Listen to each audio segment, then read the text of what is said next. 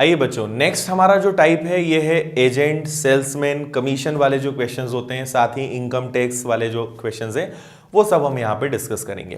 तो हमारा पहला क्वेश्चन है, एक कंपनी अपने विक्रेता को कुल बिक्री पर 9% कमीशन देती है तथा 10,000 रुपए से ऊपर की बिक्री पर 1% बोनस देती है। यदि सेल्समैन अपनी कुल बिक्री से अपनी कमाई हटाकर शेष 45,100 रुपए कंपनी में जमा कर देता है तो कुल बिक्री ज्ञात कीजिए। देखिए, ये जो कमीशन वाले क्वेश्चंस होते हैं ये आपको बुक्स में या हर जगह एक्स से मिलेंगे और ये बहुत ज्यादा टाइम लेते हैं और बहुत लंबी मेथड है एक्स की, तो मैं आपको एक्स से नहीं बताऊंगा। शॉर्टकट में हम इसे कैसे कर सकते हैं उस पर हम डिस्कशन करेंगे और उसको समझेंगे। थोड़ी सी मेहनत लगेगी आपको समझने में एक दो क्वेश्चंस में, उसके बाद आपको ये चीजें परमानेंटली बहुत अच्छे समझ में आ जाएंगी। देखिए, हमारा क्वेश्चन क्या है उसको हम अच्छे से समझ लें। 10,000 रुपए तक का अगर सामान बेचेंगे तो 9% कमीशन मिलेगा और अगर 10,000 रुपए से ऊपर जितने का सामान होगा मतलब 10,000 प्लस, तो उस पर 1% एक्स्ट्रा बोनस मिलेगा मतलब 10% मिलेगा। इतना समझ में आया?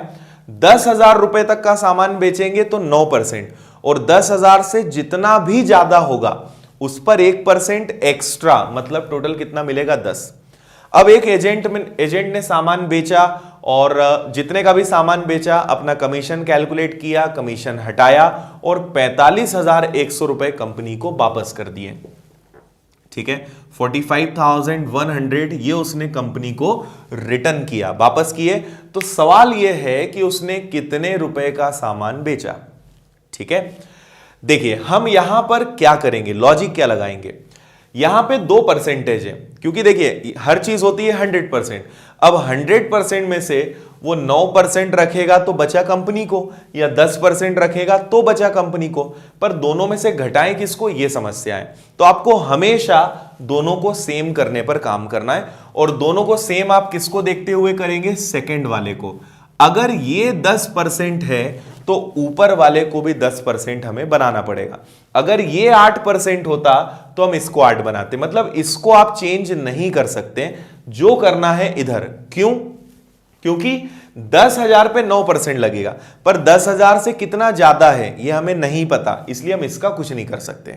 तो आइए, यदि ये 10% है तो इसको 10% कैसे बनाएंगे उसको समझिएगा। पहले हम उसे 9% कमीशन दे रहे थे, अब मैं बोल रहा हूं कि आप इधर भी 10 कर दीजिए, मतलब कितना परसेंट कमीशन बढ़ जाएगा? 1। किसका 1%? 10,000 का। तो 10,000 रुपए का 1% कमीशन होता है 100 रुपए, मतलब 100 रुपए उस एजेंट को, सेल्समैन को एक्स्ट्रा मिल जाएंगे यदि मैंने इस 9 को क्या बना दिया, 10 बना दिया। इतना समझ में आ रहा है? क्या मतलब हुआ इसका? 10,000 रुपए पे 9% कमीशन मिलेगा और यहां 10, तो इसे मैंने कहा कि आप इसे भी क्या बनाइए, 10 बनाइए।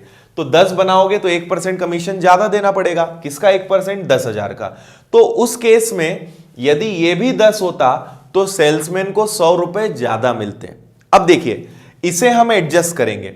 अगर सेल्समैन को 100 रुपए ज्यादा मिलेंगे तो वो कंपनी को 100 रुपए और कम करके देगा, मतलब उस केस में कंपनी को कितने रुपए वापस मिलते? 45,000। समझ में आया? अगर सेल्समैन को 100 रुपए ज्यादा देंगे तो वो इधर 100 रुपए कम करके देगा, मतलब कितना देगा? 45,000 देगा। ठीक है, अब देखिए ये 9 जा चुका है, ये भी 10 है, ये भी 10 है। अब हम क्या करेंगे, हम जानते हैं कि टोटल उसने सामान बेचा होगा तो वो 100% होगा, जिसमें से 10% हमने उसको कमीशन कर दिया, दोनों जगह 10 दे दिया, तो 10% वो रखेगा, मतलब कंपनी को कितना वापस करेगा? 90%। तो देखिए कंपनी को वापस करेगा 90% और कंपनी को उसने वापस किया यहां 45,000। तो 45,000 अगर 90% है तो 100% क्या होगा? तो जब आप इसको सॉल्व करोगे तो 9 से 5 बार कैंसिल होता है और पूरा सॉल्व करने पर आपका आंसर आ जाएगा 50,000, मतलब उसने कुल कितने रुपए का सामान बेचा? 50,000 रुपए का। ठीक है, मेन बस आपको कंफ्यूजन यहां हो सकता है कि हमने इसको 10 बनाया तो देखो इधर 1% आपने ज्यादा दिया, मतलब आप 100 रुपए ज्यादा दे रहे हो, तो 100 ज्यादा दे रहे हो तो इधर से 100 हमने कम भी तो कर दिया। यदि सेल्समैन 100 रुपए रखेगा तो कंपनी को 100 रुपए कम देगा। तो 100 कम दिया मतलब कितना दिया? 45,000। ठीक है, इस तरीके से हम करेंगे और थोड़ी सी प्रैक्टिस करोगे तो आपके क्वेश्चंस बहुत जल्दी हो जाएंगे। अगला हम एक क्वेश्चन लेंगे, जैसे यहां पे क्वेश्चन दिया हुआ था कि उसने कंपनी को कितना वापस किया, नेक्स्ट क्वेश्चन में उसका कमीशन दे देंगे। देखिए नेक्स्ट क्वेश्चन हमारा क्या है।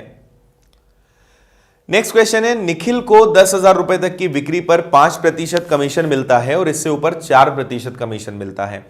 अपना कमीशन हटाने के बाद वह कंपनी में 31,100 रुपए जमा करता है।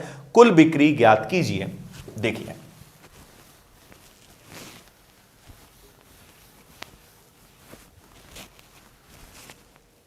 ये क्वेश्चन भी सेम है, उसने कितना कंपनी को जमा किया। इसके बाद हम क्वेश्चन लेंगे जिसमें कमीशन आएगा। सवाल है कि 10,000 रुपए तक का सामान बेचोगे तो 5% कमीशन मिलेगा और 10,000 रुपए से एक्स्ट्रा है तो उस पर 4% कमीशन मिलेगा। और उसने अपना कमीशन हटाकर 31,100 रुपए कंपनी को वापस किए। मैंने आपसे क्या कहा कि दोनों जगह सेम बनाओ। यदि ये 4 है तो इसको भी क्या बनाएंगे? 4। हमेशा इसके हिसाब से चलेंगे क्योंकि ये हम कैलकुलेट कर सकते हैं 10,000 पर इसका नहीं पता कि 10,000 से ऊपर कितना, इसलिए इससे कभी कैलकुलेशन नहीं कर सकते। अब देखिए पहले उसे 5% कमीशन मिल रहा था, अब मैं बोल रहा हूं आप 4% कमीशन दीजिए, मतलब आप उसको 1% कम दे रहे हो। ठीक है, 1% कमीशन यदि उसे कम देंगे तो 10,000 रुपए का 1% हम निकालेंगे तो वापस से आएगा 100 रुपए। अब आप उसको 100 रुपए कम दे रहे हो, मतलब आप उससे 100 रुपए ले रहे हो। अगर आप उससे 100 रुपए लेंगे तो वो कंपनी के पास ही आएगा, मतलब उस केस में कंपनी को कितने रुपए मिलते? 31,100। भाई आप यदि उससे 100 रुपए लेंगे तो 100 रुपए यदि वो देगा तो कंपनी के अकाउंट में 100 रुपए बढ़ जाएंगे, तो उस केस में कंपनी को कितना वापस मिलता? 31,100। अब देखिए टोटल सामान अगर 100% है और हमने दोनों को क्या बना दिया है? 4, तो 4% उसने रखा, मतलब कंपनी को कितना वापस किया? 96। तो 31,200 वापस किया जो 96% है, तो 100% क्या होगा? अब हमें इसे सॉल्व करना है तो हम इसको सॉल्व कर सकते हैं। इसको हम कैंसिल करके देखते हैं पहले 12 से कि क्या ये 12 से कैंसिल हो रहा है, तो 12 से कैंसिल होगा 8 बार और 12 से दुगना हो जाएगा 24 और 12 से कैंसिल हो जाएगा 6 बार।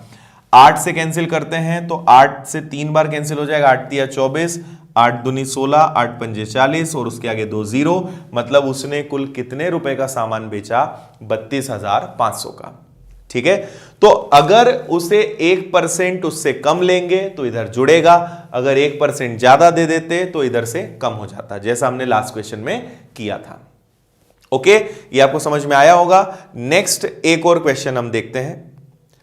एक जूता विक्रेता कुल बिक्री पर 10% हिस्सा कमीशन लेता है और 10,000 से अधिक बिक्री होने पर 2.5% अतिरिक्त लाभ लेता है। अगर उसका कमीशन या 2875 रुपए टोटल वो कमाता है, कुल बिक्री ज्ञात कीजिए। देखिए सेम क्वेश्चन है, 10,000 पर ही है। कोइंसिडेंटली तीनों क्वेश्चन यहां पे 10,000 है, अमाउंट अलग भी हो सकता है, पर यहां तीनों क्वेश्चन हमारे 10,000 वाले हो गए। 10,000 रुपए तक वो कितना कमीशन लेगा? तो वो 10% कमीशन लेगा, और 10,000 से ज्यादा होगा तो वो 2.5%, 2.5% एक्स्ट्रा लेगा, मतलब कितना लेगा? 12.5% लेगा। एक बार क्वेश्चन में और चेक कर लेता हूं, 10% पहले है और 2.5% अतिरिक्त लेता है। अब यहां पे क्या बोला है? उसका कमीशन है 2875, 2875, और ये बात समझना जरूरी है कि ये क्या है? कमीशन है। इतना उसने वापस नहीं किया, इतना उसने कमाया। देखिए ये अगर 12.5% है तो इधर भी क्या होना चाहिए? 12.5% होना चाहिए, मतलब आप उसको कितना परसेंट ज्यादा दे रहे हो? तो 10,000 पर वो 2.5% ज्यादा कमाएगा।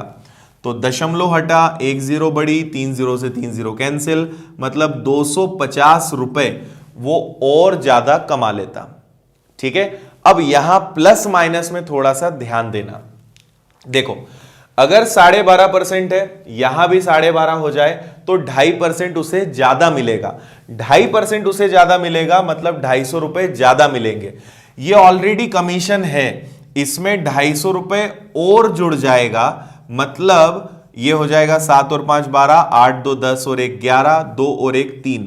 उस केस में वो कितना कमा लेता? 3,125 रुपए कमा लेगा।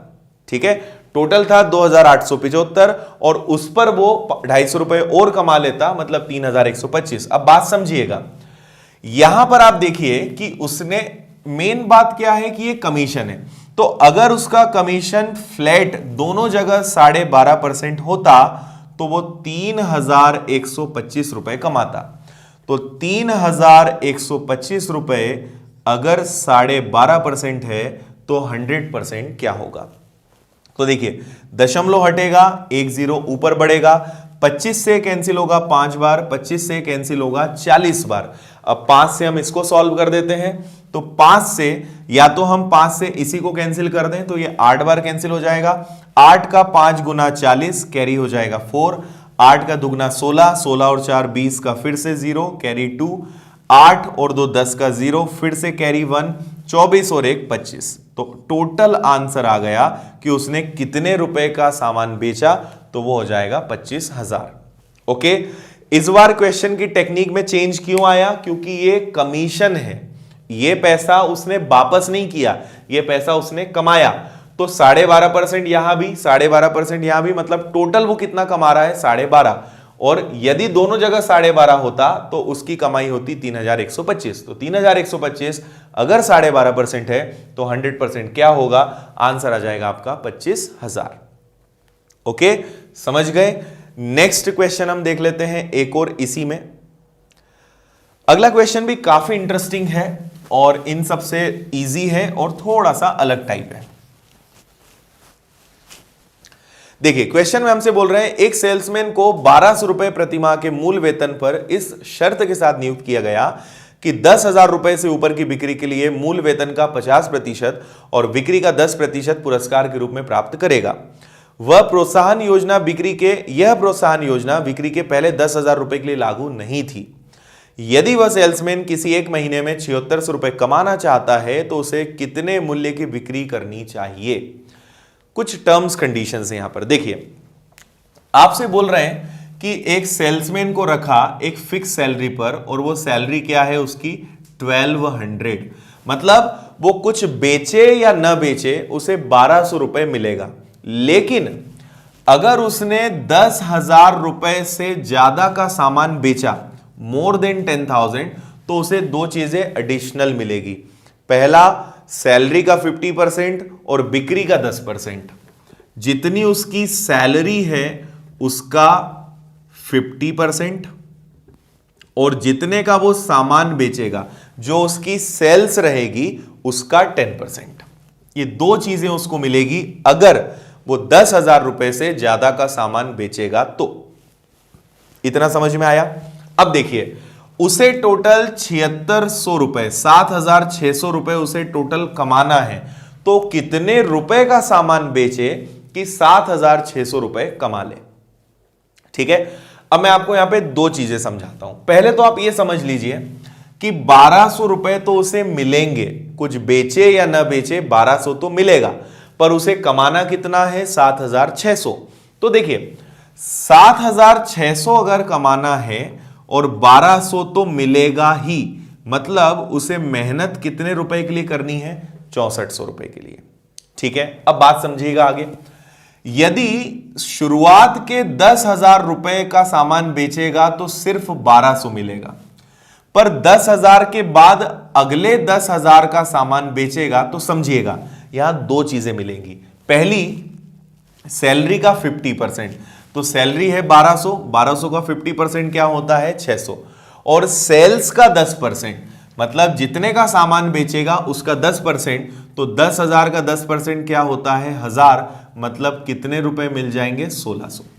अब एक बहुत खास बात समझिएगा, शुरुआत के 10,000 पर सिर्फ 1,200 रुपए मिलेंगे और 10,000 से ऊपर जब जाएगा तो उसका बोनस और सैलरी पर जो एडिशनल मिलना है वो कमाएगा। तो मैंने माना कि अगर वो 20,000 रुपए का सामान बेचेगा तो 10,000 पे तो 1200 कमाएगा और अगले 10,000 पे कितना कमाएगा 1600। अब देखिए 1200 तो मिलेगा, उसे कितना कमाना है 6400। तो अगर मुझे इस 1600 को 6400 बनाना है तो किससे मल्टीप्लाई करना पड़ेगा 4 से। तो अगर मैं इसको 4 से मल्टीप्लाई करूंगा तो कितना बन जाएगा 6400। तो मुझे इस 10,000 का भी कितना गुणा करना पड़ेगा 4। तो इस 10,000 का 4 गुना क्या हो जाएगा 40,000। मतलब देखो 10,000 का सामान बेचेगा तो 1200, उसके अलावा 40,000 का और सामान बेचेगा तो 6400।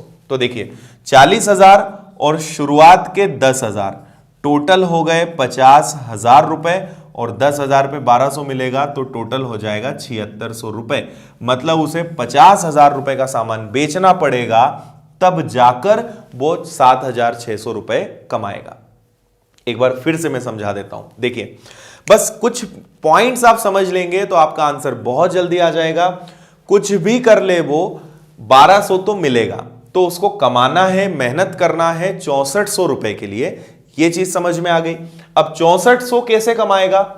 10,000 के बाद हमने एक डिसाइड करा कि सपोज 10,000 के बाद अगले 10,000 का सामान बेचेगा तो दो चीज मिलेगी, सैलरी का 50%, तो सैलरी है 1200, उसका 50% होता है 60, और जितने का सामान बेचेगा उसका 10%, तो 10,000 का 10% क्या होता है 1000, मतलब कितना हो जाएगा उसका 1600।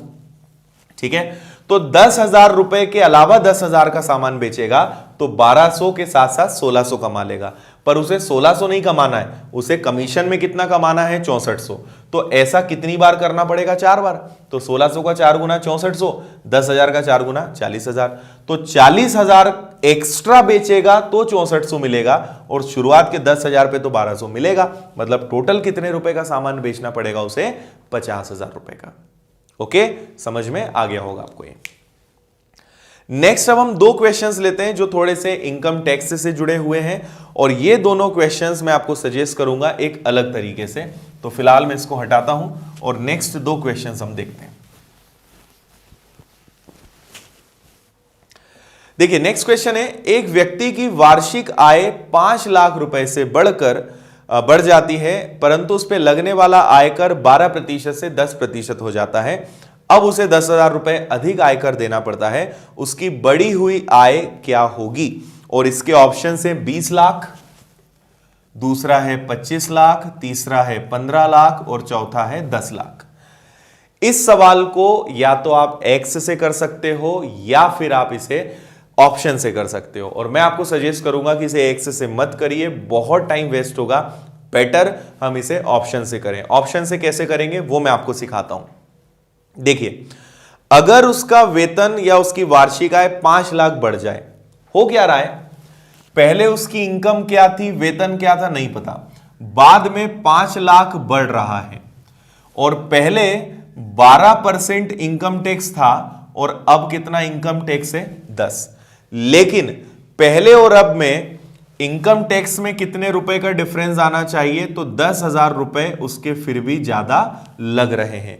हमें ऐसा ऑप्शन चाहिए कि दोनों के टैक्स में कितने का डिफरेंस आए, 10,000 रुपए का। जिसमें 10,000 का डिफरेंस आ गया वो आंसर हो जाएगा। देखो मान लो कि उसकी इनकम पहले 20 लाख थी, तो यदि पहले उसकी इनकम 20 लाख थी तो बाद में कितनी बढ़ गई 5, मतलब कितनी लाख हो गई 25 लाख। पहले वो 20 लाख पर 12% देता था, तो अगर 20 लाख का 12% निकालेंगे तो वो आएगा 2,40,000 रुपए। ठीक है, बाद में वो 10% दे रहा है, तो 25 लाख का अगर 10% निकालेंगे तो वो आएगा 2.5 लाख रुपए। तो पहले 2,40,000 इनकम टैक्स देता था, अब 2,50,000 दे रहा है। तो देखिए कितने का अंतर आ गया, 10,000 का अंतर आ गया। मतलब अपना पहला वाला ऑप्शन ही सही है, पर डिपेंड करता है पूछा क्या है। अगर आपसे पूछा है कि पुरानी इनकम क्या है तो 20 लाख और अभी वाली इनकम क्या है, तो आंसर हो जाएगा हमारा 25 लाख। तो इसे हम ऑप्शन से करेंगे, पहला ऑप्शन हो गया है इसलिए हमारा आंसर यही होगा। आइए एक और इसी टाइप का हम क्वेश्चन देखते हैं। एक व्यक्ति की वार्षिक आय में 1.2 लाख रुपए की वृद्धि होती है, परंतु आय पर लगने वाला कर 12% से 10% हो जाता है। इनकम 1.2 लाख बढ़ती है, टैक्स 12% से 10% होता है, लेकिन अभी भी वो उतना ही टैक्स दे रहा है जितना पहले देता था। बढ़ी हुई आय कितने रुपए होगी? इस क्वेश्चन को हम ऑप्शन से कर सकते हैं और इसको इक्वेशन बनाकर भी कर सकते हैं। मैं आपको दोनों तरीकों से बता देता हूं। पहले 12% टैक्स था, यदि हम इसको पहले लॉन्ग मेथड से करें तो सपोज उसकी इनकम थी x और इस पर वो पहले 12% टैक्स देता था। जितना टैक्स पहले बनता था उतना ही बाद में बन रहा है, हालांकि उसकी इनकम 1.2 लाख बढ़ गई है और अब टैक्स कितना परसेंट दे रहा है? वो 10% दे रहा है। ठीक है, तो जितना टैक्स पहले की इनकम पर 12% होता था उतना ही 1.2 बढ़ने के बाद भी 10% लगाने पर सेम हो रहा है। इसको आप सॉल्व करोगे, डायरेक्ट आपको आंसर मिल जाएगा। तो ये हो जाएगा आपका 12x/100 और ये हो जाएगा x + 1.2 और 10% का मतलब होता है 1/10। ठीक है, आगे हम देखें तो ये दोनों हो जाएंगे कैंसिल और 10 का मल्टीप्लाई हमें इधर करना है, तो 12x और 10 हो जाएगा ये 10x प्लस 10 और 1.2 हो जाएगा 12। तो 12 में से 10 माइनस हो जाएगा तो बचेगा आपका 2x और इधर 12 पहले से है, 2 से ये कैंसिल हो जाएगा। तो आपको पता चल जाएगा कि उसकी इनकम, क्योंकि क्वेश्चन लाख में चल रहा है तो इसलिए मैंने जीरो लगा के आपको कंफ्यूज नहीं करा है, डायरेक्ट हो जाएगा। तो उसकी इनकम पहले क्या थी? 6 लाख। आपसे पूछा जाए पहले इनकम क्या थी तो 6, पर बाद में 1.2 बढ़ गई, तो 1.2 बढ़ गई मतलब बाद वाली इनकम क्या हो जाएगी? 7.2। और आपसे पूछा है बढ़ी हुई इनकम, बढ़ी हुई आय, तो आंसर आपका आएगा 7.2, 7.2 लाख रुपए। इसी चीज को आप ऑप्शन से भी कर सकते थे, जैसे आपको ऑप्शंस दिए हुए हैं 8.4 लाख, 7.2 लाख, 9.6 और 6। तो आप, जैसे मैं करेक्ट आंसर से आपको बता देता हूं कैसे होगा। सपोज उसकी इनकम 6 हम करते अगर, तो 6 लाख का हम 12% निकालते और फिर इसको 1.2 बढ़ाते तो 7.2 करते और उसका 10% निकालते। तो आप देख सकते हो कि अगर 6 लाख इनकम होगी तो उसका 12% कितना होगा? 72,000 रुपए। और अगर 7.2 लाख इनकम हो और उसका 10% निकालें तो वो भी कितना होगा? 72,000 रुपए। तो आपको ऐसे ऑप्शन चुनना है जिनमें डिफरेंस 1.2 का हो और 12% और 10% निकालें तो टैक्स बराबर आए। तो आप ऑप्शन से कर लो या ये वाला एक्स से इजीली हो सकता है, इसलिए मैंने आपको ये एक्स से बता दिया। ओके, तो आपको ये वाला क्वेश्चन भी अच्छे समझ में आ गया होगा। अभी नेक्स्ट हम बढ़ेंगे और फिर अभी कुछ नए टाइप्स और क्वेश्चंस देखेंगे। आइए स्टूडेंट्स, नेक्स्ट हम टाइप देखते हैं और यहां पे अब कुछ मिक्स क्वेश्चंस हम करने वाले हैं। ये भी काफी इंपॉर्टेंट क्वेश्चंस है। पहला हमारा क्वेश्चन है, लोकल ट्रेन के दैनिक टिकट का मूल्य 50 रुपए है और मासिक पास का मूल्य 1125 रुपए है। यदि मैं मासिक पास खरीदता हूं और एक महीने में 30 दिन यात्रा करता हूं तो मेरी कितनी बचत होगी? डेली यदि हम ट्रेवल करते हैं तो उसका टिकट रेट है 50 और मासिक पास, मंथली पास बनवाते हैं तो वो है 1125 का। और अगर कोई व्यक्ति 30 डेज ट्रेवल करता है तो उसकी बचत कितनी होगी? देखिए काफी सिंपल क्वेश्चन है हमारा। डेली यदि ट्रेवल करेंगे तो 50 रुपीज लगेगा और कितने दिन ट्रेवल करेंगे? 30 डेज। ओके, मतलब यदि रोज टिकट लेते हैं तो 1500 रुपए लग जाएंगे। पर यही काम हमारा हो सकता है अगर हम पास बनवा लें तो 1500 रुपए की जगह हमारा काम हो जाएगा 1125 रुपए में। ओके, तो आप ये देखिए, रोज टिकट लेंगे तो 1500 रुपए और यदि पास बनवा लेंगे तो 1125 रुपए। कितने रुपए का डिफरेंस आ गया? तो 1500 में से यदि 1125 घटाएंगे तो हमें पता चलेगा 375 रुपए की बचत हो रही है। अब क्या करेंगे हम? 375 रुपए की बचत हो रही है, हमसे पूछा है कितने परसेंट की बचत, इसको हम कैलकुलेट करेंगे 1500 पर। तो 1500 मैंने रख दिया, 100 से मल्टीप्लाई कर दिया, 15 से इसको यदि मैं कैंसिल करता हूं तो 15 से दुगना होगा 30 और 15 का 5 गुना 75, मतलब पास बनवाने से 25%, 25% की बचत हो जाएगी। और यहां पे हम जो कैलकुलेशन करेंगे वो किस पे करेंगे? जो टोटल खर्चा इतना होना था पर पास से इतना हो रहा है, मतलब कैलकुलेशन हमारा होगा इसी पर। ओके, तो 25% इसका आंसर हो जाएगा। नेक्स्ट क्वेश्चन देख लेते हैं इसी टाइप में। लोकल ट्रेन के दैनिक टिकट का मूल्य 160 रुपए है और मासिक पास का मूल्य 2912 रुपए है। यदि मैं मासिक पास खरीदता हूं और एक महीने में 26 दिन यात्रा करता हूं तो मेरी बचत कितनी होगी? देखिए सेम क्वेश्चन है पर इस बार नंबर ऑफ डेज में डिफरेंस है। तो हम यहां पे क्या करेंगे, 160 रुपए का टिकट है और 26 दिन यदि यात्रा करे, देखिए यदि रोज 160 रुपए लगेगा तो 26 दिनों में कितना लगेगा, इसका हम मल्टीप्लाई करेंगे। तो जीरो को पहले तो हम हटा दें, इधर कर दें, 16 का 6 गुना, तो 16 पंजे 80, 16 और 6 96 का हो जाएगा 6, कैरी हो जाएगा 9, और 16 का दुगना 32, 32 में 9 जुड़कर टोटल बन जाएगा 4160। मतलब यदि रोज 160 रुपए लगेंगे तो 26 दिनों का टोटल टिकट का खर्चा हो जाएगा 4160। अगर यही काम मंथली पास बनवाने में हम करें तो आपको बोल रहे हैं मंथली पास बनवाने में 2912 रुपए में काम हो जाएगा। तो पहले हम देख लेते हैं कितने रुपए की यहां पे बचत होगी। 10 में से जो 2 जाएगा तो हो जाएगा 8, यहां हो जाएगा 5, 5 में से 1 जाएगा 4, और यहां हो जाएगा 41, यहां है 29, डायरेक्ट हम माइनस कर देते हैं। 41 में से यदि 29 गया तो ये आ जाएगा 1200। तो टोटल 1248 रुपए बच जाएंगे अगर हम पास बनवा ले तो। और इसका कैलकुलेशन किस पे करेंगे, इसको हम देखेंगे 4160 का ये कितना परसेंट है। अगर आप ध्यान से देखेंगे तो 4 का 3 गुना 12, 16 का 3 गुना 48, मतलब 416 का 3 गुना होता है ये। 3 और 10 का मल्टीप्लाई करेंगे, आंसर आ जाएगा कि हमारी यहां पे जो सेविंग्स होगी, जो बचत होगी, वो कितने प्रतिशत होगी, 30%। ठीक है, एक और हम क्वेश्चन देखते हैं जो इन दोनों से थोड़ा सा अलग है। क्वेश्चन है हमारा, एक वयस्क के टिकट का मूल्य 1000 रुपए और एक बच्चे के टिकट का मूल्य 500 रुपए है।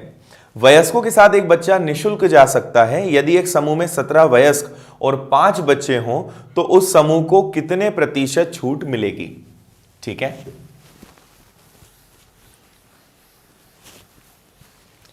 देखिए क्वेश्चन है, हमारे क्वेश्चन में कहा गया है कि टोटल जो वयस्क हैं, एडल्ट हैं, उनका टिकट है 1000 और जो चिल्ड्रन हैं उनका टिकट है 500। यहां पे 17 एडल्ट हैं और 5 चिल्ड्रन हैं। तो देखिए यदि सबका टिकट लगे तो पूरे 17 एडल्ट्स का 1000 रुपीज लगे, मतलब टोटल कितना खर्चा हो जाएगा, 17,000। और 5 बच्चे हैं और इनका 500 रुपए लगे तो इनका टिकट हो जाएगा 2500 रुपी, मतलब टोटल टिकट पे खर्चा हो जाएगा 19,500 रुपए। पर उन्होंने एक चीज कही है कि वयस्कों के साथ एक बच्चा, यहां पे आपसे कहा है कि 2 वयस्कों के साथ एक बच्चा निःशुल्क जा सकता है। ठीक है, यदि 2 वयस्क हैं तो एक बच्चा फ्री उसमें जा सकता है, पर केवल बच्चे जितने होंगे। तो यदि हम इसको देखें तो यहां पे 17 वयस्क हैं, 17 को यदि 2 से डिवाइड करें तो 8.5, मतलब रफली हम बोल सकते हैं कि 8 बच्चे फ्री जा सकते हैं। पर हमारे पास यहां पे क्वेश्चन में 8 बच्चे नहीं है, क्वेश्चन में कितने बच्चे हैं, 5। तो 8 बच्चे जा सकते हैं, इसके अलावा और कोई नहीं जा सकता, तो बच्चे 5 ही है, मतलब 5 बच्चे फ्री एंट्री कर सकते हैं। ठीक है, तो 8 बच्चों की जगह हम 5 को ले जाएं, क्योंकि 5 बच्चे मतलब इनका टिकट नहीं लगेगा। अब समझना बात, पर ये जो अडल्ट हैं, जो वयस्क हैं, इनका टिकट तो लगेगा। तो हमारा 2500 रुपए कम हो जाएगा, पर हमें 17,000 रुपए तो देने ही पड़ेंगे। ठीक है, तो हमारी जो बचत है वो क्या है, 2500 है। ठीक है, तो 2500 रुपए हमारे बच जाएंगे। अब ये देख लेते हैं पूछा क्या है, आपसे पूछा है उस समूह को कितनी छूट मिली।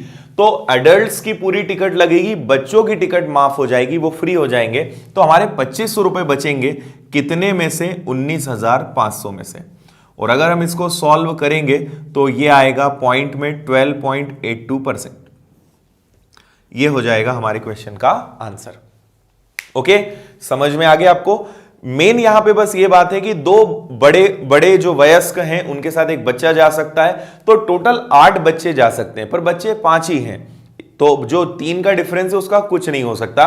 तो 5 बच्चों की टिकट नहीं लगेगी, मतलब 2500 रुपए अपने बच जाएंगे। किस पर, 19,500 पर, इंटू 100, आंसर आ जाएगा 12.82% की टोटल बचत। ठीक है, तो ये हमारे 2-3 क्वेश्चन थे। नेक्स्ट हम जो टाइप ले रहे हैं इसमें फिर हम कुछ क्वेश्चंस करेंगे, आय, व्यय, खपत, बचत, इस टाइप के जो क्वेश्चंस होते हैं, इनकम, एक्सपेंडिचर, सेविंग्स, कंजप्शन, इससे जुड़े हुए। हमने इससे जुड़े हुए कुछ क्वेश्चंस पहले भी करें, यहां पे और थोड़ा सा हम हाई लेवल के क्वेश्चंस करेंगे। तो पहला, हम इसमें भी 2-3 टाइप है। पहला इसका हम टाइप देख लेते हैं। कोई व्यक्ति अपनी आय का 75% भाग खर्च करता है, उसकी आय 20% बढ़ जाए तो खर्च भी 10% बढ़ जाता है। बताइए उसकी बचत में कितने प्रतिशत की वृद्धि हुई। चलिए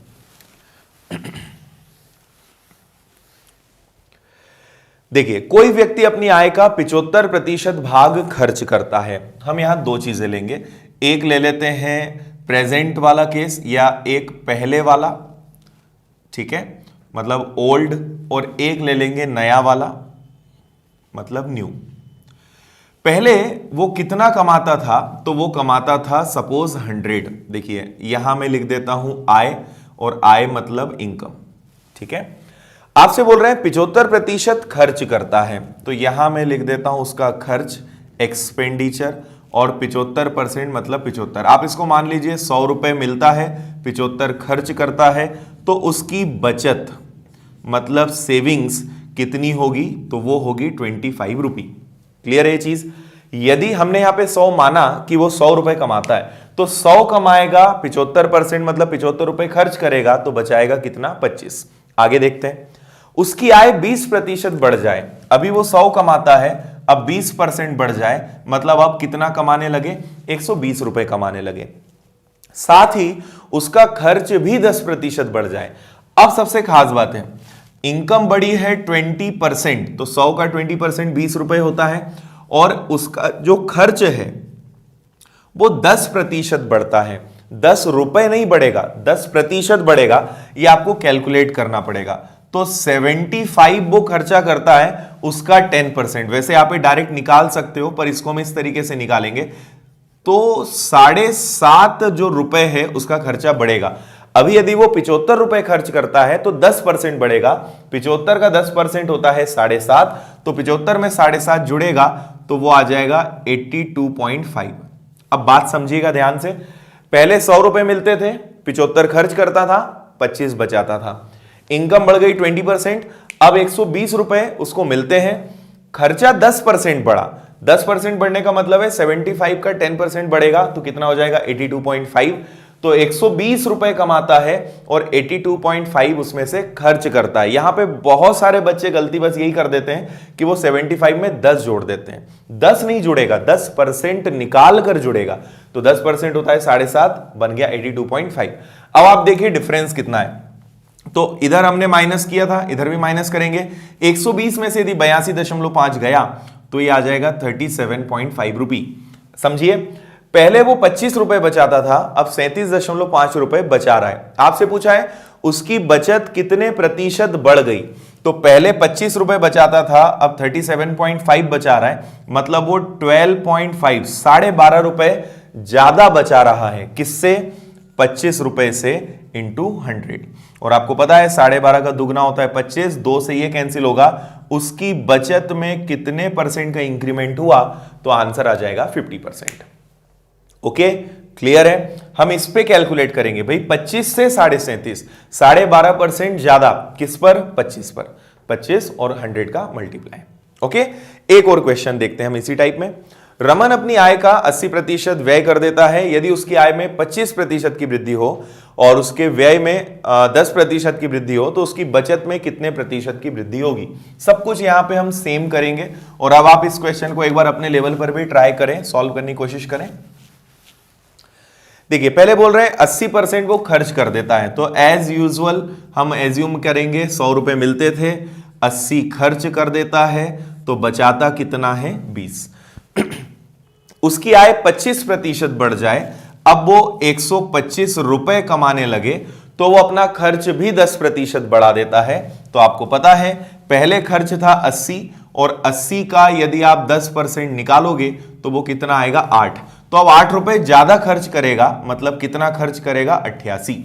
ठीक है, इनकम 25% बढ़ गई, खर्चा 10% बढ़ा। 80 का 10% 8 रुपए ज्यादा, 88 रुपए अब वो खर्च करेगा। अब हम इसे जोड़ देते हैं, तो 125 और ये हो गया 88। 125 में यदि हम 88 घटाते हैं तो हमें मिलना चाहिए 37 रुपए। ठीक है, तो पहले वो 20 रुपए की बचत करता था और अब 37 रुपए की बचत कर रहा है, मतलब कितनी उसकी बचत बढ़ गई, 17 रुपए का अंतर है किस पर, 20 पर इंटू 100। तो 20 से कैंसिल होगा ये 5 बार, 17 का 5 गुना, अब वो 85% ज्यादा बचत कर रहा है पहले से। और आपसे यही पूछा है कितने प्रतिशत की वृद्धि हुई, तो 85% अधिक। ठीक है, क्लियर है ये सारा। और एक सवाल देखते हैं, इसी को हम और थोड़ा सा टफ बनाकर क्वेश्चन करते हैं। कोई व्यक्ति अपनी आय का 80% खर्च करता है और निर्वाह खर्च में वृद्धि होती है, उसके खर्च में 37.1/2% की वृद्धि होती है और आय 16.2/3% की वृद्धि होती है। उस व्यक्ति की वर्तमान प्रतिशत बचत है। देखिए क्वेश्चन इसी टाइप से होगा, पर यहां पर अब 100 से काम नहीं चलेगा। क्यों नहीं चलेगा वो भी मैं आपको बताता हूं।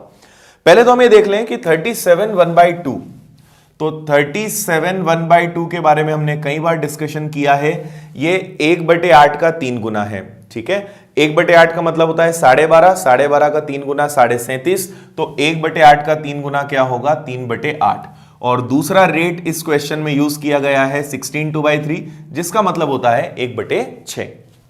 चलिए, अब यहां पर यदि हम 100 मान लेंगे तो दिक्कत हो जाएगी। तो हम यहां पे ऐसा नंबर लेते हैं, क्योंकि देखिए उसकी इनकम 16 2/3% बढ़ती है 1/6। यदि 100 मानोगे तो 100 का 16 से 2/3 निकालने में दशमलव में या भिन्न में चला जाएगा। बेटर हम ऐसी संख्या माने जो 6 से कैंसिल होती हो। तो आप ऐसा मान लीजिए कि सपोज उसकी इनकम है 600 रुपी, क्योंकि 600 में 6 का भाग चला जाएगा, तो ये कैलकुलेशन इजी कर लेगा। ऐसा रूल नहीं कि आपको 100 ही मानना होता है, आप अपनी सुविधा के हिसाब से कोई भी नंबर एज्यूम कर सकते हो। ठीक है, तो हमने एज्यूम कर लिया कि वो 600 रुपए कमाता है और 80% खर्च करता है। तो 600 का 80% मैं आपको करके बता देता हूं। 600 का यदि 80% निकालेंगे तो कितना आएगा, 480। तो 480 खर्चा, मतलब बचत कितने की, 120 की। एक बात हो गई। आगे बोल रहे हैं उसके खर्च में 37.1/2 की वृद्धि होती है और आय में 16.2/3। इनकम 16 2/3% बढ़ती है। अब देखिए 600 का 16.2/3 मतलब 1/6 कितना होता है, 100। तो उसकी इनकम 100 बढ़ जाएगी, मतलब कितनी हो जाएगी, 700 हो जाएगी। और खर्च 37 1/2% बढ़ता है, तो हम 480 का 37 1/2 मतलब 3/8, 8 से कैंसिल हुआ 60, 60 का ट्रिपल हो गया 180, तो उसका खर्च 180 बढ़ जाएगा। ठीक है, 180 यदि बढ़ेगा तो हमें इसमें 180 प्लस करना पड़ेगा। ये 100 बढ़ा था तो 100 हमने प्लस किया था, ये 180 बढ़ रहा है, तो देखिए 0 और 0 हो जाएगा, 8 और 8 16, 4 5 और 1 6। अब उसका खर्चा जो है कितना हो रहा है, 660। तो अब वो कमा रहा है 700, खर्चा कर रहा है 660, मतलब अब केवल कितने रुपए बचा रहा है, 40। अब सबसे खास बात यहां पे हमें यह देखनी है कि पूछा क्या है। आपसे पूछा है उस व्यक्ति की वर्तमान प्रतिशत बताइए, बचत का प्रतिशत बताइए। आपसे ये नहीं पूछा है कि बचत पहले से कितनी बढ़ गई या कम हो गई। आपसे बोल रहे हैं उसकी बचत अब कितनी है। तो देखिए वो अब बचा रहा है 40 रुपए, कितने रुपए में से, 700 रुपए में से, और मल्टीप्लाई कर दोगे आप 100 का, तो 2 0 से 2 0 कैंसिल हो गई। 40 को 7 से डिवाइड करना है, तो 7 से डिवाइड होगा 5 बार, 7 5 35, 7 × 5 35, शेषफल बच जाएगा 5/7। तो हमारे क्वेश्चन का आंसर हो जाएगा कि अब उसकी जो बचत है वो है 5/7%। ओके, क्लियर हो गया होगा आपको यहां तक। तो यदि ऐसे फ्रैक्शंस में परसेंटेज आपको कुछ मिल जाते हैं तो ऐसे नंबर एज्यूम कीजिए जो एग्जैक्ट कैंसिल हो जाए, दशमलव में उससे कोई भी आंसर नहीं आए। आइए नेक्स्ट क्वेश्चन देखते हैं। अब हम यहां पे और थोड़ा सा क्वेश्चन का टाइप चेंज कर रहे हैं। हमारा क्वेश्चन है ए और बी के पास 1200 रुपए हैं। ए अपनी धनराशि का 12% खर्च कर देता है, जबकि बी अपनी धनराशि का 20% खर्च कर देता है। अब उनके पास इतनी धनराशि बचती है जो कि संपूर्ण धनराशि का 85% है। तो ए के पास कितनी धनराशि बची। देखिए कैसे हम इस क्वेश्चन को करने वाले हैं। इस क्वेश्चन को हम करेंगे एलिगेशन के तरीके से, मतलब मिश्रण के तरीके से। देखिए ए और बी की टोटल इनकम मैं यहां लिख देता हूं। ए और बी की टोटल आय 1200 रुपए है। ए और बी कुछ खर्च कर रहे हैं। कितना खर्च कर रहे हैं, तो ए 12% खर्च करता है और बी 20% खर्च करता है। यह ध्यान रखने वाली बात है कि ये दोनों का क्या है, खर्च है, एक्सपेंडिचर है। आगे बोल रहे हैं अब उनके पास इतनी धनराशि बचती है जो संपूर्ण धनराशि का 85% है। मतलब ए और बी की टोटल अब जो पैसा बचेगा वो 85% रहेगा। मतलब ये ए और बी की बचत है, सेविंग्स है। ठीक है, अब देखिए आपसे बोल रहे हैं ए की बचत ज्ञात कीजिए। ठीक है, वो बाद की चीज है, पहले हम क्वेश्चन में सारी चीजें देखें। ये ए और बी की आय है, इनकम है। ओके, ये खर्च है और ये क्या है, उनकी बचत है। तीनों चीजें यहां पे आ गई हैं। हमें ये दोनों परसेंटेज दिए हैं खर्च में और ये वाला दिया है बचत में। इन तीनों को हम सेम करेंगे। देखिए आपको क्योंकि ये बचत के बारे में दिया है तो हम बचत का रेशो बनाएंगे। इधर ए की बचत लिखेंगे, इधर बी की बचत लिखेंगे और बीच में दोनों की ओवरऑल बचत सेविंग्स लिखेंगे। ए 12% खर्च करता है तो 100 में से 12 घटाएंगे, मतलब उसकी बचत कितनी है, 88। बी 20% खर्च करता है, मतलब उसकी बचत कितनी है, 80। और दोनों की कंबाइंड ओवरऑल जो बचत है वो कितनी है, 85। तो हमने पूरे क्वेश्चन को बचत मतलब सेविंग्स में कन्वर्ट कर लिया। 100 में से 12 गया, 88 बचाया। 100 में से 20 खर्च किया, 80 बचाया। जबकि कंबाइंड कितना बचा है, 85। ये मैंने आपको पहले भी बताया है। इनका डिफरेंस ले लो तो दोनों में डिफरेंस है 3 का और इधर डिफरेंस हो जाएगा 5 का। ये जो रेशो आएगा ये रेशो होगा उनकी आय मतलब इनकम का। ठीक है, पर आपसे उनकी इनकम नहीं पूछी, आपसे पूछा है ए की बचत बताओ। तो पहले तो इनकम पता कर लेते हैं। तो 1200 रुपए को हम इस रेशो में डिवाइड करें तो 5 और 3 कितना हो जाएगा, 8 और मल्टीप्लाई कर देंगे ए से तो आपको मिल जाएगा कि ए की इनकम, और ए अपनी इनकम का 12% खर्च करता है। चलिए पहले उसकी हम इनकम निकाल लेते हैं। तो 8 से कैंसिल होगा 150 बार, 150 का 5 गुना, मतलब ए की आय है 750 रुपए। ठीक है, और ये 12% खर्च करता है, मतलब ये 88% 88% बचाता है। तो 750 रुपए का 88% कितना होगा ये निकाल लेते हैं। तो 25 से कैंसिल होगा ये 30 बार, 25 से कैंसिल होगा ये 4 बार, 4 से कैंसिल होगा ये 22 बार, 22 का 3 गुना, तो ए टोटल बचाता है 660 रुपए। ओके, तो ये हो जाएगा हमारे क्वेश्चन का आंसर। इनकम बोलते तो हम यहीं रुक जाते, सेविंग्स पूछिए इसलिए हमने यहां तक सॉल्व किया। ठीक है, फिर एक और बहुत इंपॉर्टेंट टाइप हम देखते हैं। एक ये अलग क्वेश्चन था, अगला हम एक अच्छा सवाल और देख रहे हैं जो कई बच्चों को कंफ्यूज करता है और फिर आपको यहां पे कुछ नया सीखने को मिलने वाला है। हमारा क्वेश्चन है, एक वस्तु के मूल्य में 40% की वृद्धि हो जाती है जिससे उसकी खपत में 20% की कमी हो जाती है, उसके खर्च पर क्या प्रभाव पड़ेगा। इंग्लिश में बता देता हूं मैं। Price of an article is increased by 40% and consumption decreased bye 20%, find change in his expenditure. चलिए अब इसको हम कैसे करना चाहेंगे वो समझते हैं। देखिए आपको एक बात मैंने पहले भी कही है कि आय व्यय खर्च का कनेक्शन क्या होता है। आय दो चीजों से मिलकर बनती है, पहला बचत और दूसरा खर्च। ठीक है, income is equal to expenditure plus savings, ये दोनों चीजों से टोटल इनकम बनती है। यहां पर हम क्या करेंगे, एक तरफ लिखेंगे हम आय।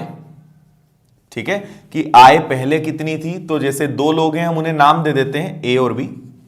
ठीक है, और एक हम ले लेते हैं खपत, तो यहां पे खपत, आय मतलब इनकम, खपत मतलब कंजप्शन। और एक मिनट, हमें थोड़ा सा चेंज करना पड़ेगा, यहां पे मूल्य चल रहा है तो हमें इसको प्राइस नाम देना पड़ेगा।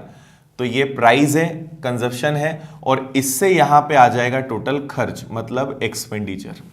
ठीक है, मतलब सपोज कोई चीज 10 रुपए की है और मैं दो चीजें खरीद रहा हूं, तो 10 रुपए की दो चीज खरीदूंगा तो टोटल खर्चा कितना हो जाएगा, 20। तो यहां पे ये रूल चलेगा। ठीक है, अब आपसे बोल रहे हैं किसी वस्तु का मूल्य 40% बढ़ गया और खपत 20% कम हो गई। वस्तु कौन सी है नहीं पता, कितने रुपए की थी नहीं पता, खपत कितनी थी नहीं पता, कुछ भी नहीं पता है, पर वो कम और ज्यादा हो गई है। तो ऐसे क्वेश्चन में हमेशा एक काम करना, प्राइस को मान लेना 10, कंजप्शन खपत को भी मान लेना 10, तो खर्चा आपका हो जाएगा 100। ठीक है, सपोज 10 रुपए की 10 चीजें हैं, 10 रुपए की 10 चॉकलेट हम मान लें, तो 10 रुपए आपको प्राइस पता चल गया, 10 चॉकलेट ये कंजप्शन है, खपत है, तो 10 रुपए की 10 चॉकलेट यदि हम खाते हैं मतलब कितना खर्चा हो जाएगा 100। अब आपका क्वेश्चन सॉल्व हो जाएगा। अब बोल रहे हैं उसके मूल्य में 40% की वृद्धि हो गई, तो 40% की वृद्धि होने का मतलब है 10 का 40% क्या होता है 4 रुपए। तो जो चॉकलेट 10 रुपए की आती थी वो अब कितने रुपए की आ रही है, वो आ रही है 14 रुपए की। ठीक है, साथ ही खपत में 20% की कमी हो गई। खपत में 20% की कमी होने का मतलब है यदि 10 चॉकलेट खाते थे तो इसका हम अगर 20% निकालें तो 10 का 20% क्या होगा 2। अब हम 2 चॉकलेट कम खाएंगे, मतलब कितनी चॉकलेट खाएंगे 8। एक एग्जाम्पल ले लिया हमने चॉकलेट का। पहले हम 10 रुपए की 10 चॉकलेट लेते थे तो खर्चा होता था 100। अब चॉकलेट का रेट बढ़ गया 40%, मतलब अब 10 रुपए वाली चॉकलेट कितने की हो गई 14 की। तो हमने उसकी खपत चॉकलेट खाने में कमी कर दी। कितनी कमी कर दी 20%। 10 का 20% होता है 2 चॉकलेट, कम कर दी। अब कितनी चॉकलेट खाएंगे 8। तो अब 14 रुपए वाली कितनी चॉकलेट्स हम खाएंगे 8 खाएंगे। तो 14 रुपए की 8 चॉकलेट का मतलब है हम अब कितना खर्चा कर रहे हैं 112। तो पहले हमारा खर्चा होता था 100, अब हमारा खर्चा हो रहा है 12 मत 112। तो हमने खर्चा कितना बढ़ा दिया 12 रुपए बढ़ा दिया। किस पर बढ़ाया 100 पर, मल्टीप्लाई भी 100 का करेंगे तो हम बोल सकते हैं कि हमारा खर्चा टोटल कितना परसेंट बढ़ गया 12% बढ़ गया। ओके, तो इस क्वेश्चन का ये सबसे बेस्ट तरीका है। आप चीजों को यहां पे वैल्यू और क्वांटिटी को एज्यूम कर लो और जो भी चेंज बोला है, बढ़ाया है तो जुड़ जाएगा, घटाया है तो कम हो जाएगा। आपको खर्च या कोई भी चीज का इफेक्ट आपको यहां पे समझ में आ जाएगा। एक और हम इसी टाइप का क्वेश्चन लेते हैं, आपको और अच्छे से चीजें समझ में आ जाएगी। अगला क्वेश्चन है, किसी वस्तु का मूल्य 20% बढ़ गया जिससे उसकी खपत 10% कम हो गई, उसके खर्च में क्या परिवर्तन आएगा? Price of article increased by 20% and consumption decreased by 10%. Find change in his expenditure. ठीक है, तो देखिए ये हमारा पार्ट सेम रहेगा, कभी भी आपको इसमें कोई चेंज नहीं करना है।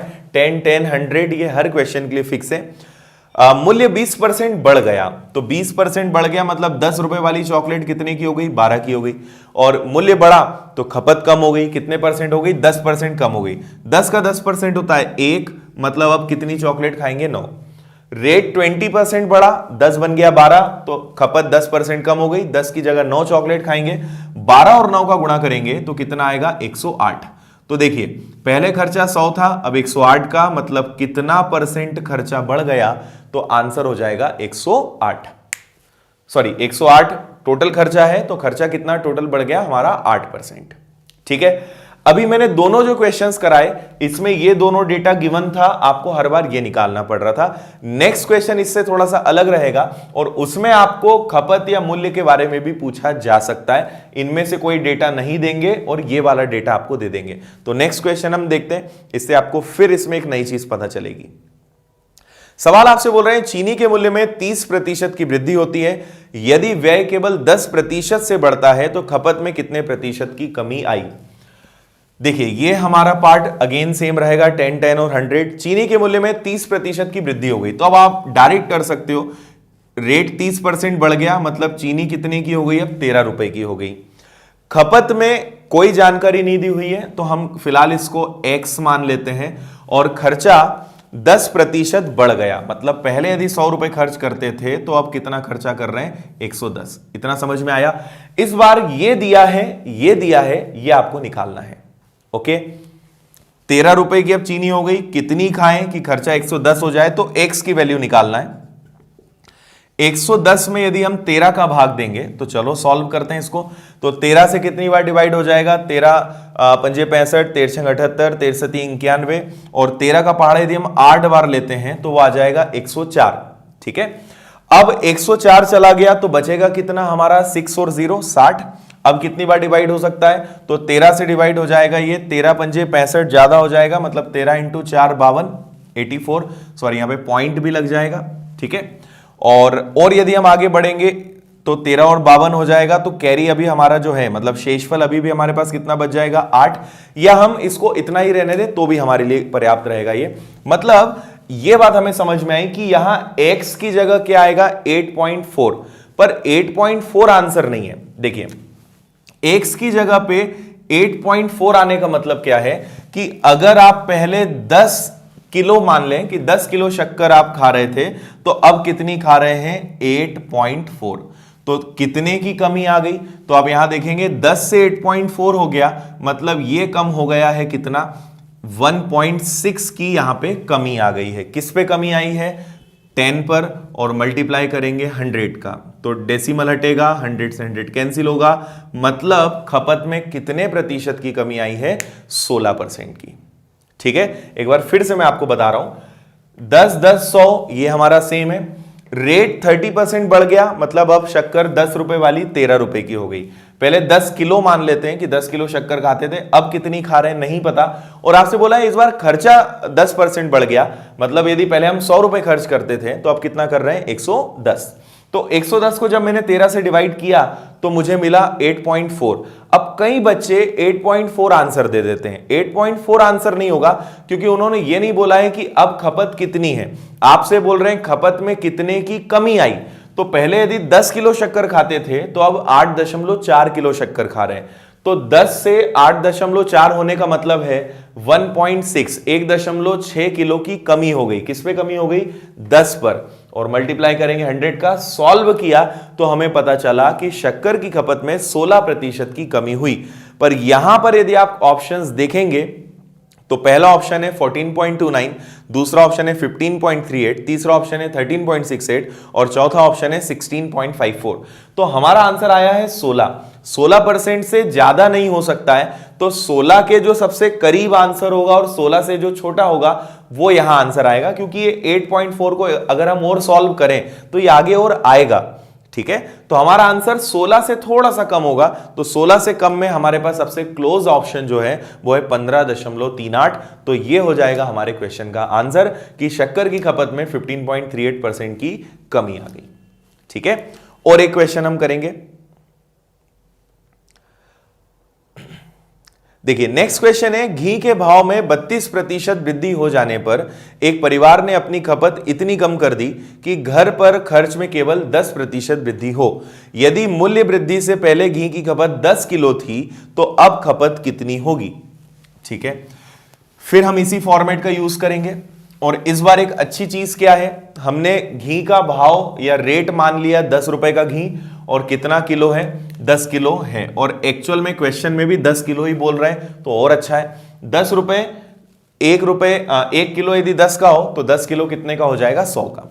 अब बोल रहे हैं घी के भाव में 32% की वृद्धि हो गई, मतलब अब देखिए 10 रुपए का अगर आप 32% निकालोगे तो वो आएगा 3.2, तो 10 रुपए वाला घी अब हो जाएगा 3.2 रुपए बढ़कर 13.2 रुपए का। आगे क्या बोल रहे हैं, इस खपत कितनी कम की जाए कि खर्च केवल 10% बढ़े, तो खपत इस बार फिर से नहीं दी हुई है, और खर्च केवल 10% बढ़ना चाहिए, मतलब 110 होना चाहिए। ठीक है, तो 10 रुपए का घी 10 किलो है, टोटल 100 का खर्चा, अब 32% बढ़ गया, मतलब 13.2 हो गया।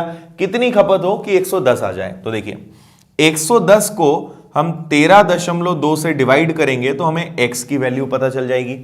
तो दशमलव यदि मैं हटा दूं, 1 0 ऊपर बढ़ जाएगा, और ये दोनों 11 से कैंसिल हो सकते हैं, तो 11 से इसको मैं कैंसिल कर दूंगा 100 बार, और 11 से इसको कैंसिल करेंगे तो 11 से 1 बार और 2 बार, और 100/12 का मतलब 100 में यदि 12 का भाग देंगे तो 8 1/3, और इस बार 8 1/3 हमारा आंसर होगा।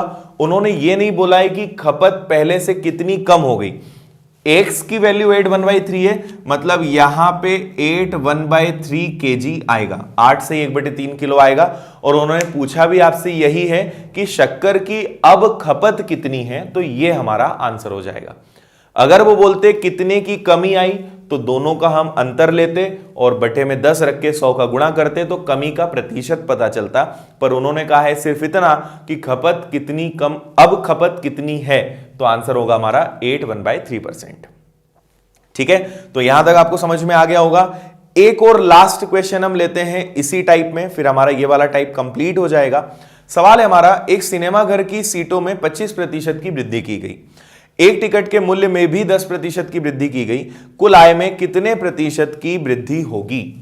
आप चाहें तो इसी फॉर्मेट से कर सकते हैं, अदरवाइज ये सिंपल आप इंक्रीज और डिक्रीज वाले तरीके से इस क्वेश्चन को कर सकते हैं। सीटों में 25% की वृद्धि हो गई, तो देखिए 25% की फ्रैक्शन वैल्यू क्या होती है, 1/4, मतलब यदि 4 सीट थी तो कितनी सीट हो गई, 5। और टिकट का रेट भी 10% बढ़ गया, तो 10% यदि बढ़ने का मतलब होता है कि यदि पहले टिकट 10 की थी तो अब कितने की हो जाएगी, 11 की। तो पहले 4 सीट थी, अब 5 हो गई, पहले 10 रुपए लगते थे, अब 11 रुपए लगेंगे। आप यहां पे देखें तो 5 से ये कैंसिल हो जाएगा 2 बार, 4 का दुगना 8 और ये 11 का 11 ही रहेगा। तो यहां कितने का इंक्रीमेंट आ गया, 3 का। यदि पहले 8 रुपए कमाते थे, अब 11 रुपए कमाएंगे, तो 3 रुपए ज्यादा कमा रहे हैं, किस पे, 8 पे, इंटू 100, और 3/8 की फ्रैक्शन वैल्यू अभी तक आपको याद हो गई होगी, 37 1/2, जो हमने थोड़ी देर पहले किसी क्वेश्चन में भी इसका यूज किया था। तो टोटल उस आपसे बोला है आय में कितने प्रतिशत की वृद्धि हुई, तो टोटल आय में वृद्धि होगी 37 1/2, 37 सही 1/2% की वृद्धि। तो ये एक इंक्रीज डिक्रीज वाला क्वेश्चन था, इसको हम इस तरीके से कर सकते हैं, या 10 मानकर भी कर सकते हैं कि 10 सीट थी, 10 रुपए की एक टिकट थी, और फिर आप उसको बढ़ाएंगे तब भी आंसर सेम आएगा। ठीक है, तो ये हमारा एक टाइप कंप्लीट हुआ, और आई थिंक आपको सारे क्वेश्चंस अब इसके समझ में आ गए होंगे, ये जो आय व्यय खपत वाले होते हैं। अब हम आगे बढ़ेंगे और नेक्स्ट अब हम करने वाले हैं एक और इसका काफी इंपॉर्टेंट टाइप, जैसे चीनी के मूल्य में कमी होने से 100 रुपए में अब 5 किलो ज्यादा शक्कर मिल रही, इस टाइप के क्वेश्चंस आपने पढ़े होंगे। तो अगला हम उन सारे टाइप्स पे काम करेंगे।